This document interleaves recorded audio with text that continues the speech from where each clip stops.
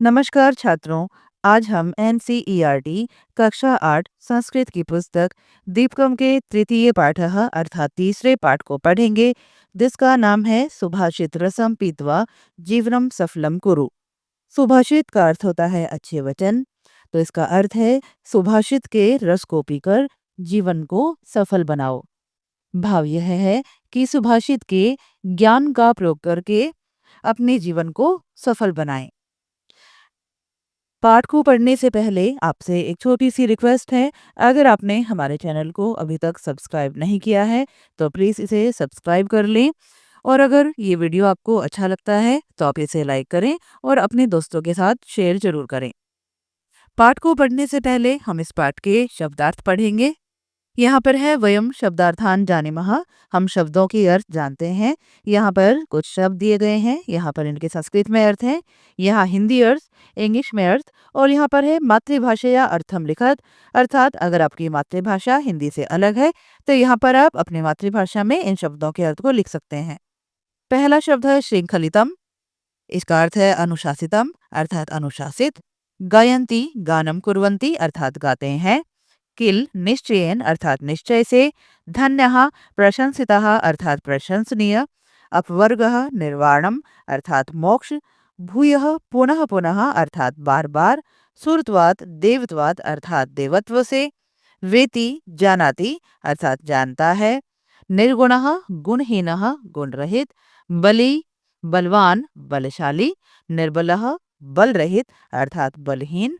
पिकः कोकिलः अर्थात कोयल। वायसः काकः अर्थात कौआ। करी गजः अर्थात हाथी। इसके बाद है नम्रः अवनतः अर्थात झुके हुए। तरवः पादपः अर्थात वृक्ष। फलोद्गमई फल भारई अर्थात फलों के भार से। आम्बुभी जलई अर्थात जल से भरे हुए।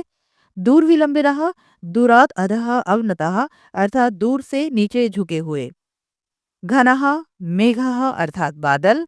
अनुद्धतः गरुशून्यः अर्थात अभिमान से रहित। सत्पुरुषः सज्जनः अर्थात अच्छे लोग। समृद्धि भी परचूरई धनई बहुत धन से। कनकम सुवर्णम अर्थात सोना। परीक्षते परीक्षितम भवति उसकी परीक्षा की जाती है। इसके बाद है निघर्षणम। घर्षणम अर्थात खींचना। छेदनम कर्तनम अर्थात काटना। ताड़नई प्रहारई प्रहार के द्वारा। कुलेन वंशेन अर्थात कुल से। शीलेन स्वभावेन अर्थात स्वभाव से। कर्मणा कार्येण कार्य से। दीप्यंती प्रकाशयंती अर्थात प्रकाशित करते हैं। प्रज्ञा विशेष ज्ञानम अर्थात विशिष्ट बुद्धि। कोल्यम कुलीनता अर्थात अच्छे कुल में जन्मा। दमः इंद्रिय संयमः इंद्रियों का संयम। स्युतम शास्त्र ज्ञानम शास्त्रों का ज्ञान। पराक्रमः साहस अर्थात वीरता। अबहुभाषिता मितभाषिता अर्थात कम और सार्थक बोलना। छलम कपटता अर्थात छलना। अभ्युपैति प्राप्नोति प्राप्त करता है। दुर्जनेन दुष्ट जनेन दुष्ट व्यक्ति से। समम सह अर्थात साथ। सख्यम मैत्री अर्थात मित्रता। दहति ज्वल्यति अर्थात जलाता है। अंगारः दग्ध काष्ठः अर्थात अंगारा। कृष्णायते मलिनम करोति अर्थात काला करता है। दैवम भाग्यम अर्थात भाग्य। सिद्धति सिद्धम भवति फलता है। आइए अब इस पाठ का अनुवाद पढ़ते हैं। यहाँ चित्र को देखिए। चित्र में एक लड़की अपनी दादी जी से बात करती है। सबसे पहले लड़की कहती है, पितामही एकाम नूतनाम कथाम कथयतु। पितामही का अर्थ है दादी। एकाम नूतनाम अर्थात एक नई। कथा का अर्थ है कहानी। कथयतु सुनाओ। तो लड़की दादी से कहती है, दादी जी एक नई कहानी सुनाओ। अब यहाँ पर दादी कहती हैं वत्से। वत्से का अर्थ है पुत्री। त्वम प्रतिदिनम तु कथाम शृणोषि।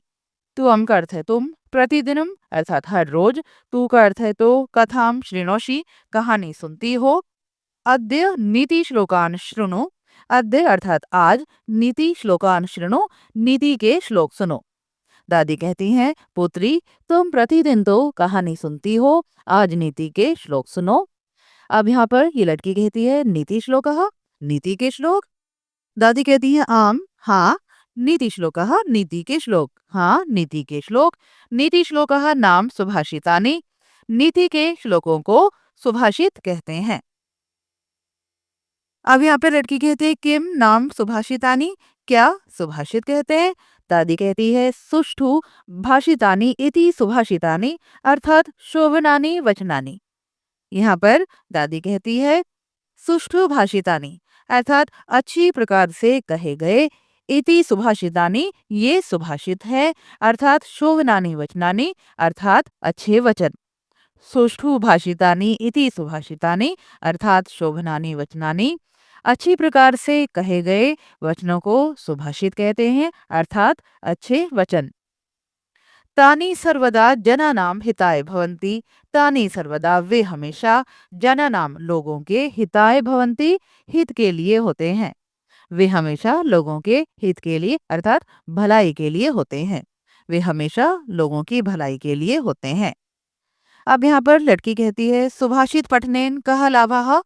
सुभाषित पठनेन सुभाषित पढ़ने से कः लाभः क्या लाभ है। सुभाषित पढ़ने से क्या लाभ है। अब यहाँ पर दादी कहती हैं सुभाषित पठनेन आदर्श मानव जीवन निर्माणाय प्रेरणा प्राप्यते। सुभाषित पठनेन सुभाषित पढ़ने से आदर्श मानव जीवन निर्माणाय आदर्श मानव जीवन के निर्माण के लिए प्रेरणा प्राप्यते प्रेरणा मिलती है। सुभाषित पढ़ने से आदर्श मानव जीवन के निर्माण के लिए प्रेरणा मिलती है। मानव जीवनस्य सुखाय समृद्धि च सुभाषितानां पठनस्य आवश्यकता अस्ति। मानव जीवनस्य मानव जीवन के सुखाय सुख के लिए समृद्धि च और समृद्धि के लिए सुभाषितानां पठनस्य सुभाषितों को पढ़ने की आवश्यकता अस्ति आवश्यकता है। मानव जीवन के सुख और समृद्धि के लिए सुभाषितों को पढ़ने की आवश्यकता है। यह सुभाषितानि पठित्वा कार्यक्षेत्रे तस्य ज्ञानस्य प्रयोगं करोति। यह जो सुभाषितानि पठित्वा सुभाषितों को पढ़कर कार्यक्षेत्र में तस्य ज्ञानस्य प्रयोगं करोति उसके ज्ञान का प्रयोग करता है। सह बहून लाभान प्राप्नोति वह बहुत लाभ प्राप्त करता है। जो सुभाषितों को पढ़कर कार्यक्षेत्र में उसके ज्ञान का प्रयोग करता है वह बहुत लाभ प्राप्त करता है। अब यहाँ पर लड़की कहती है अहो सुंदरम, यह तो बहुत सुंदर है। यदि एवं तरहि अहम नूनम सुभाषितानि पठिष्यामि। यदि एवं तरहि यदि ऐसा है तो अहम नूनम मैं निश्चय ही सुभाषितानि पठिष्यामि सुभाषितों को पढ़ूंगी। यदि ऐसा है तो मैं अवश्य ही सुभाषितों को पढ़ूंगी। दादी कहती हैं सुभाषितानि स्वकर्तव्यस्य अकर्तव्यस्य च विषये स्पष्टतया मार्गदर्शनम कुर्वन्ति। सुभाषितानि सुभाषित स्वकर्तव्यस्य अकर्तव्यस्य अपने कर्तव्य और अकर्तव्य के बारे में स्पष्टतया मार्गदर्शनम कुर्वन्ति स्पष्ट रूप से मार्गदर्शन करते हैं। सुभाषित अपने कर्तव्य और अकर्तव्य के विषय में स्पष्ट रूप से मार्गदर्शन करते हैं। अतः सर्वे अवश्यम सुभाषितानि पठन्तु। अतः सर्वे इसलिए सभी को अवश्यम सुभाषितानि पठन्तु अवश्य ही सुभाषित पढ़ने चाहिए। इसलिए सभी को अवश्य ही सुभाषित पढ़ने चाहिए। तानि पठित्वा सर्वे जीवनस्य रहस्यम अवगच्छन्तु। तानि पठित्वा उन्हें पढ़कर सर्वे सभी जीवनस्य रहस्यम अवगच्छन्तु जीवन के रहस्य को जाने। जीवनम सुखमयम च कुर्वन्तु और जीवन को सुखमय बनाएं। उन्हें पढ़कर सभी जीवन के रहस्य को जाने और जीवन को सुखमय बनाएं। अब यहाँ पर देखिए, यहाँ पर पहला श्लोक दिया गया है। श्लोक पढ़ते हैं। गायन्ति देवः किल गीतकानि धन्यास्तु ते भारत भूमि भागे स्वर्गापवर्गास्पद मार्गभूते भवन्ति भूयः पुरुषः सुरत्वात्। इसका पदच्छेद है गायन्ति देवः किल गीतकानि धन्यः तु ते भारत भूमि भागे स्वर्गापवर्गास्पद मार्गभूते भवन्ति भूयः पुरुषः सुरत्वात्। अन्वय है भारत भूमि भागे ये भवन्ति ते धन्यः इति देवः गीतकानि गायन्ति किल स्वर्गापवर्गास्पद मार्गभूते भारत भूमि भागे तु देवः सुरत्वात् भूयः पुरुषः भवन्ति। ये मानवः जो मनुष्य अस्यां भारत भूमौ इस भारत भूमि में जन्म प्राप्नुवन्ति जन्म प्राप्त करते हैं ते धन्यः वे धन्य हैं।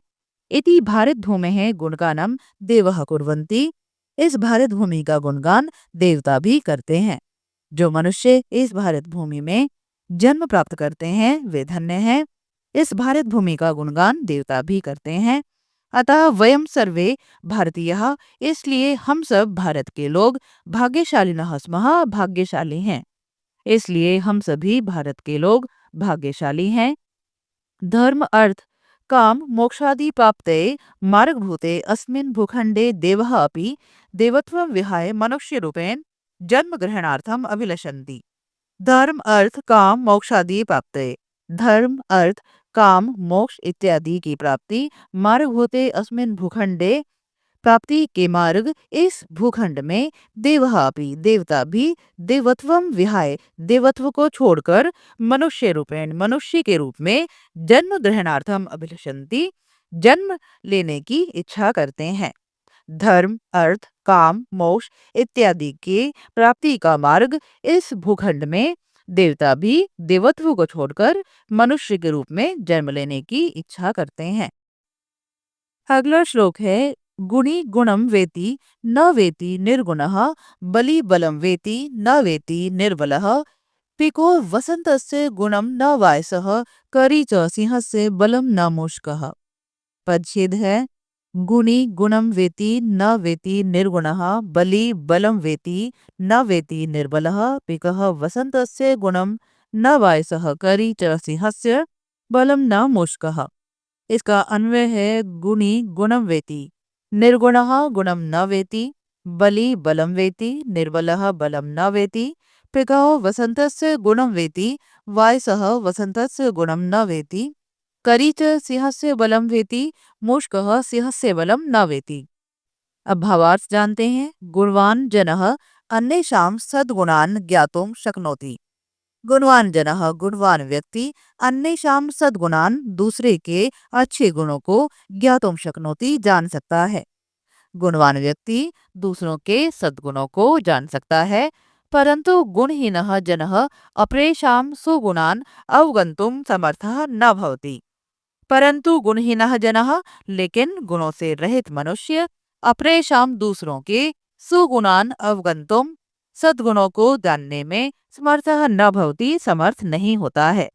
लेकिन गुणों से रहित व्यक्ति दूसरों के अच्छे गुणों को जानने में समर्थ नहीं होता है। बलवान जनः यथा अन्येषां बलम ज्ञातुं शक्नोति तथा बलरहितः जनः अन्येषां बलम ज्ञातुं न शक्नोति। बलवान जनः यथा जैसे बलवान व्यक्ति अन्येषां दूसरों के बलम ज्ञातुं शक्नोति बल को जान सकता है तथा बल रहितः जनः लेकिन बल से हीन मनुष्य अन्येषां बलम दूसरे के बल को ज्ञातुं न शक्नोति नहीं जान सकता। बलवान व्यक्ति जैसे दूसरों के बल को जान सकता है लेकिन बल से हीन मनुष्य दूसरे के बल को जान नहीं सकता। वसंत काले आगते वसंत का समय आने पर पिकः वसंतस्य गुणारूपम कुतूहलम करोति। पिकः अर्थात कोयल वसंतस्य गुणानुरूपम वसंत के गुणों के अनुरूप कुहूतानम करोति कूकती है। वसंत का समय आने पर कोयल वसंत के गुणों के अनुरूप कूकती है। परंतु काकः मधुरम गातुम न शक्नोति। परंतु काकः लेकिन कौवा मधुरम गातुम न शक्नोति मधुर गीत नहीं गा सकता। लेकिन कौवा मधुर नहीं गा सकता। गजः पशुराज सिंह से बलम जानाति।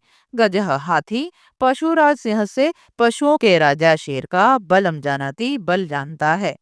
हाथी पशुओं के राजा शेर के बल को जानता है, किंतु मुष्कः लेकिन चूहा तस्व बलम उसके बल को ज्ञातुम न पारयति नहीं जान सकता। हाथी पशुओं के राजा शेर के बल को जानता है लेकिन चूहा उसके बल को नहीं जान सकता।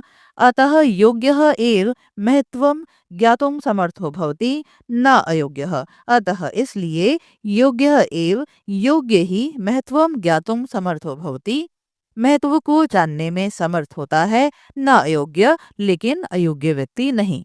इसलिए योग्य व्यक्ति ही महत्व को जान सकता है, अयोग्य नहीं। इसके बाद तीसरा श्लोक है भवन्ति नम्रास्तर्वः फलोद्गमयी नवाम्बुभिर्दुर्विलम्बिनो घनः अनुद्धतः सत्पुरुषः समृद्धिभिः स्वभाव एवैष परोपकारिणाम्। पदछेद है भवन्ति नम्रः तर्वः फलोद्गमयी नवाम्बुभिः दूरविलम्बिनः घनः अनुद्धता सत्पुरुषा समृद्धिभिः स्वभाव एव एषः परोपकारिणाम्। अन्वयः तर्वः फलोद्गमयी नम्रः भवन्ति घनः नवाम्बुभिः दूरविलम्बिनः भवन्ति सत्पुरुषः समृद्धिभिः अनुद्धता भवन्ति परोपकारिणाम् एष एव स्वभावः भवति। भावार्थ है समयानुसारं वृक्षेषु फलानि जायन्ति। समयानुसारम समय आने पर वृक्षेषु पेड़ों पर फलानि जायन्ति फल उत्पन्न होते हैं। समय आने पर पेड़ों पर फल उत्पन्न होते हैं। फल भारेण ते वृक्षः फलों के भार से वे पेड़ नम्रः भवन्ति झुक जाते हैं। फलों के भार से वे पेड़ झुक जाते हैं। तथा उसी प्रकार नवजलई परिपूर्णा मेघः नए जल से भरे हुए बादल अवनतः भवन्ति झुकते हैं। भूमिं प्रति आयन्ति भूमि की ओर आते हैं। वृष्टिम च कुर्वन्ति और वर्षा करते हैं। उसी प्रकार नए जल से भरे हुए बादल झुकते हैं, धरती की ओर आते हैं और वर्षा करते हैं। अस्मिन् संसारे बहवः परोपकारिणः जनाः सन्ति। अस्मिन् संसारे इस संसार में बहवः अनेक परोपकारिणः जनाः सन्ति परोपकारी लोग हैं। इस संसार में अनेक परोपकारी लोग हैं। स्वसमृद्धि काले ते औद्धत्यं न प्रकटयन्ति। स्वसमृद्धि काले अपनी समृद्धि के समय में ते वे औद्धत्यं न प्रकटयन्ति अहंकार को प्रकट नहीं करते हैं। अपनी समृद्धि के समय में वे अहंकार को प्रकट नहीं करते हैं। ते सहृदया विनम्रः च सन्तः। ते वे सहृदयः अच्छे हृदय वाले विनम्रः च सन्तः और विनम्र होते हैं। वे अच्छे हृदय वाले और विनम्र होते हैं। सदैव परोपकाराय यत्नशीलः भवन्ति। सदैव हमेशा परोपकाराय दूसरों की भलाई के लिए यत्नशीलः भवन्ति प्रयत्न करते हैं। हमेशा दूसरों की भलाई के लिए प्रयत्न करते हैं। ते परोपकारम व्रत रूपेण धारयन्ति। वे परोपकार को व्रत रूपेण व्रत के रूप में धारण करते हैं। वे परोपकार को व्रत के रूप में धारण करते हैं। उक्तम च व्यास महर्षिणः और महर्षि व्यास ने कहा है परोपकारः पुण्याय पापाय परपीडनम। परोपकार पुण्य के लिए और दूसरों को दुख देना पाप के लिए होता है। इसके बाद अगला श्लोक है यथा चतुर्भि कनकम परीक्ष्यते निघर्षण छेदन तापताड़नई तथा चतुर्भि पुरुषः परीक्ष्यते कुलेन शीलेन गुणेन कर्मणा। पदछेद है यथा चतुर्भि कनकम परीक्ष्यते निघर्षण छेदन ताप ताड़नई तथा चतुर्भि पुरुषः परीक्ष्यते कुलेन शीलेन गुणेन कर्मणा। अन्वय है यथा निघर्षण छेदन ताप ताड़नई चतुर्भि उपायै कनकम परीक्ष्यते तथा कुलेन शीलेन गुणेन कर्मणा च चतुर्भि पुरुषः परीक्ष्यते। भावार्थ है स्वर्णकारः सुवर्णस्य शुद्धताम आकलितुम। स्वर्णकारः सुनार सुवर्ण से शुद्धताम सोने की शुद्धता को आकलितुम जांचने के लिए आदौ सबसे पहले निकष प्रस्तरे निघर्षणम करोति पत्थर पर घर्षण करता है। सुनार सोने की शुद्धता को जांचने के लिए सबसे पहले पत्थर पर घर्षण करता है। तदंतरम उसके बाद तस्य सुवर्णस्य कर्तरम करोति उस सोने को काटता है। उसके बाद उस सोने को काटता है। ततः अग्निना दाहयति उसके बाद अग्नि में जलाता है। अंते सुवर्ण खंडे प्रहारम करोति अंत में सोने के टुकड़े पर प्रहार करता है। सोनार सोने की शुद्धता को जांचने के लिए सबसे पहले पत्थर पर घर्षण करता है। उसके बाद उस सोने को काटता है। उसके बाद अग्नि में जलाता है। अंत में सोने की टुकड़े पर प्रहार करता है। ये भी चतुर्भि प्रकारई इन चार प्रकारों के द्वारा परीक्षा करके सुवर्ण से पूर्ण शुद्धताम ज्ञातुम शक्नोति सोने की पूर्ण शुद्धता को जान पाता है। इन चार प्रकारों से परीक्षा करके सोने की पूर्ण शुद्धता को जान सकता है। तथैव पुरुषः अपि चतुर्भि उपायै परीक्षणीयः। उसी प्रकार पुरुष की भी चार उपायों से परीक्षा की जा सकती है। यथा जैसे कस्मिन् परिवारे अयं जनः जन्म अलभत इस मनुष्य ने किस परिवार में जन्म लिया है, तस्य स्वभावः कीदृशः अस्ति, उसका स्वभाव कैसा है, सः कीदृशैः गुणैः युक्तः अस्ति, वह इस प्रकार के गुणों से युक्त है। पुनः सः केन कर्मणा सर्वत्र समादृतः भवति, और वह किस कर्म के द्वारा सब जगह सम्मानित होता है। एषु निक्षेषु परीक्ष्य एव तस्य व्यक्तित्वं ज्ञातुं शक्यते। एषु निक्षेषु, इन कसौटियों पर परीक्षा एवं परीक्षा करके ही तस्य व्यक्तित्वं ज्ञातुं शक्यते, उसके व्यक्तित्व को जान सकते हैं। इन कसौटियों पर परीक्षा करके ही उसके व्यक्तित्व को जान सकते हैं। अगला श्लोक है अष्टौ गुणः पुरुषं दीप्यन्ति प्रज्ञा च कौल्यं च दमः श्रुतं च पराक्रम च अबहुभाषिता च दानं यथाशक्ति कृतज्ञता च। पदच्छेद है अष्टौ गुणः पुरुषं दीप्यन्ति प्रज्ञा च कौल्यं च दमः श्रुतं च पराक्रमः च अबहुभाषिता च दानं यथाशक्ति कृतज्ञता च। अन्वय है प्रज्ञा कौल्यम दमः श्रुतं पराक्रमः अबहुभाषिता च यथाशक्तिं दानं कृतज्ञता च इत्येते अष्टौ गुणः पुरुषं दीप्यन्ति। भावार्थ जानते हैं। अष्टभी गुणैः युक्तः मानवः, 8 गुणों के द्वारा युक्त मानव सर्वदा समाजे सम्मानं प्राप्नोति, हमेशा समाज में सम्मान प्राप्त करता है। 8 गुणों से युक्त मनुष्य हमेशा समाज में सम्मान प्राप्त करता है। विशेष ज्ञानम कुलीनता संयमः वेदादीनां शास्त्राणां ज्ञानम पराक्रमः अल्पभाषिता सामर्थ्यानुसारं दानशीलता कृतज्ञता च इति एते अष्टौ गुणः सन्ति। विशेष ज्ञान, कुलीनता अर्थात अच्छा कुल, संयम, वेद इत्यादि शास्त्रों का ज्ञान, पराक्रम अर्थात वीरता, अल्पभाषिता अर्थात कम बोलना, सामर्थ्यानुसारम दानशीलता अर्थात सामर्थ्य के अनुसार दान करना, कृतज्ञता च और कृतज्ञता इति एते अष्ट गुणः सन्ति, ये 8 गुण हैं।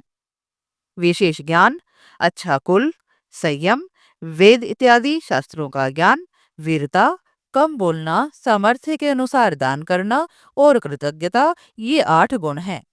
मानवः उत्तम गुणान् आश्रित्य सम्मानितः भवति। मानवः मनुष्य उत्तम गुणान् आश्रित्य उत्तम गुणों का आश्रय लेकर सम्मानितः भवति, सम्मानित होता है। मनुष्य उत्तम गुणों का आश्रय लेकर सम्मानित होता है। अतः जिस मनुष्य में उत्तम गुण होते हैं वह हमेशा हर स्थान पर सम्मानित किया जाता है। अतः उत्तम गुणवान पूज्यते नरः। अतः उत्तम इसलिए कहा जाता है गुणवान पूज्यते नरः, गुणवान मनुष्य की पूजा की जाती है। इसके बाद अगला श्लोक है न सा सभा यत्र न सन्ति वृद्धाः वृद्धा न ते ये न वदन्ति धर्मं धर्मः स नो यत् न सत्यमस्ति सत्यम न तदुच्छलम् उभ्यपेति। परिच्छेद है न सा सभा यत्र न सन्ति वृद्धाः वृद्धा न ते ये न वदन्ति धर्मं धर्मः सः नो यत्र न सत्यम अस्ति सत्यम न तद् यद् छलम् अभ्युपैति। अन्वय है सा सभा न अस्ति यत्र वृद्धाः न सन्ति ते वृद्धाः न सन्ति ये धर्मं न वदन्ति सः धर्मः न अस्ति यत्र सत्यम न अस्ति तत् सत्यम न अस्ति यत् छलम् अभ्युपैति। भावार्थ है अस्मिन् संसारे विविधाः सभा भवन्ति। अस्मिन् संसारे इस संसार में विविधाः सभा भवन्ति, अनेक सभाएं होती हैं। इस संसार में अनेक सभाएं होती हैं। सभासु जन समागमः भवति, सभाओं में जन समागम होता है अर्थात लोग वहां एकत्रित होते हैं। बहुभाषणम प्रचलति, अनेक भाषण होते हैं। 3 साफल्यम न भवति, उनके द्वारा सफलता नहीं होती।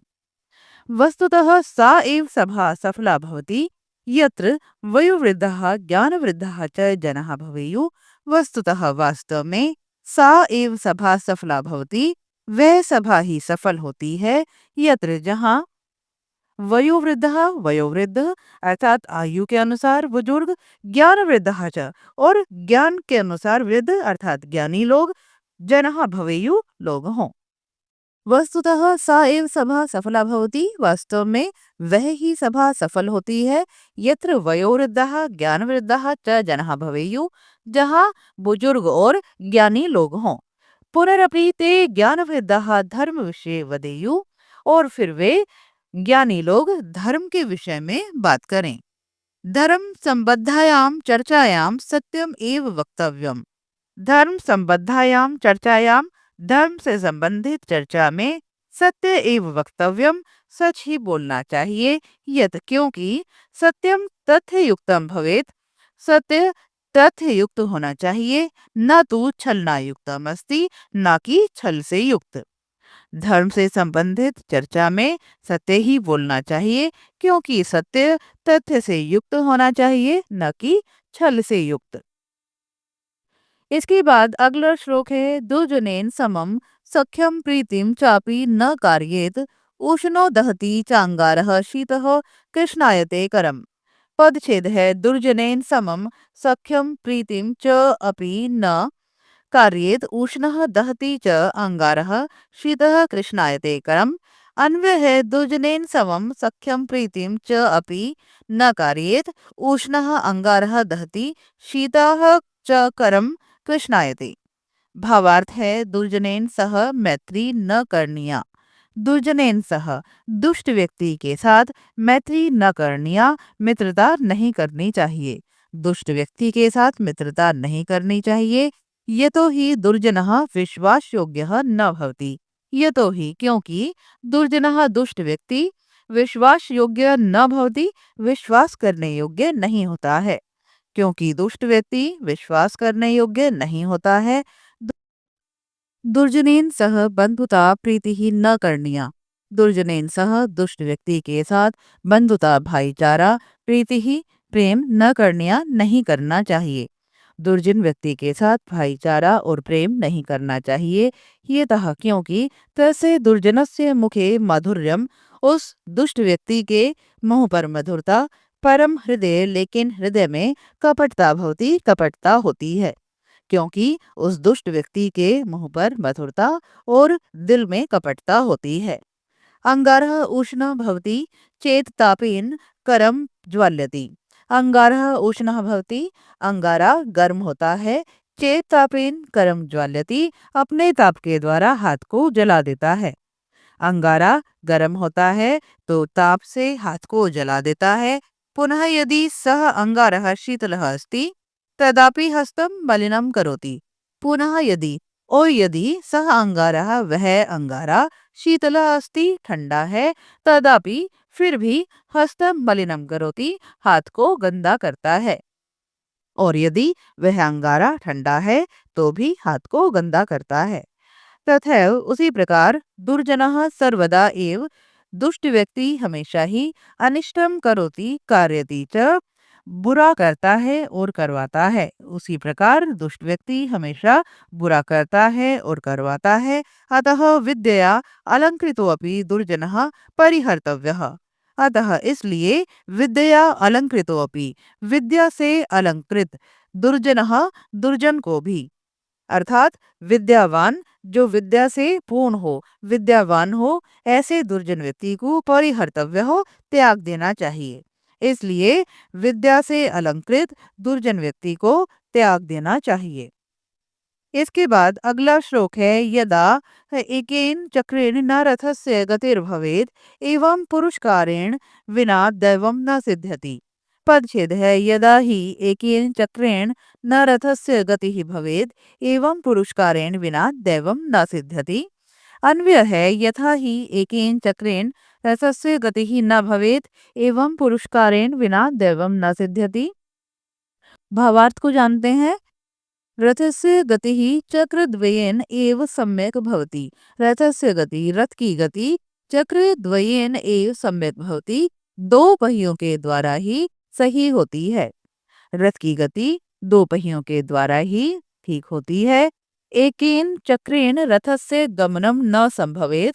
एकेन चक्रेण, एक पहिए के द्वारा, रथस्य गमनम न संभवेत, रथ का चलना संभव नहीं है। एक पहिए के द्वारा रथ का चलना संभव नहीं है। रथस्य गतिः स्थगिता स्यात्, रथ की गति स्थगित हो जाती है, अर्थात रथ की गति रुक जाती है। पुरुषार्थेन विना फलम न सिद्ध्यति। पुरुषार्थेन विना अर्थात मेहनत के बिना फलम न सिद्ध्यति, फल प्राप्त नहीं होता है। मेहनत के बिना उसका फल अर्थात परिणाम प्राप्त नहीं होता है। भाग्ये स्थिते अपि उद्योगेन एव फलम लभ्यते। भाग्ये स्थिते अपि भाग्य में होने पर भी उद्योगेन एव फलम लभ्यते। उद्योग अर्थात परिश्रम के द्वारा ही फल को प्राप्त किया जाता है। भाग्य में होने पर ही परिश्रम के द्वारा ही फल को प्राप्त किया जाता है। अत्र अनुभूयते यत् प्रयत्नः भाग्यं च मानवरथस्य द्वे चक्रे स्तः।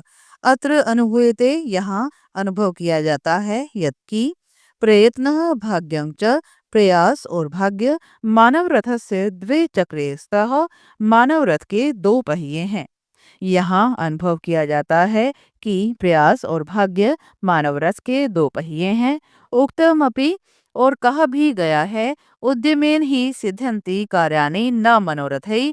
उद्यमेन ही सिद्ध्यन्ति परिश्रम के द्वारा ही कार्याणि सिद्ध्यन्ति कार्य पूरे किए जाते हैं, न मनोरथै केवल इच्छाओं से नहीं। मेहनत के द्वारा ही कार्य पूरे किए जाते हैं, केवल इच्छाओं से नहीं। तो छात्रों ये था आपके पाठ 3 का हिंदी अनुवाद। आशा करती हूँ आप सभी को अच्छी प्रकार से समझ में आया होगा। वीडियो देखने के लिए आप सभी का धन्यवाद। मिलते हैं अगली वीडियो में, तब तक के लिए आप सभी को नमस्कार।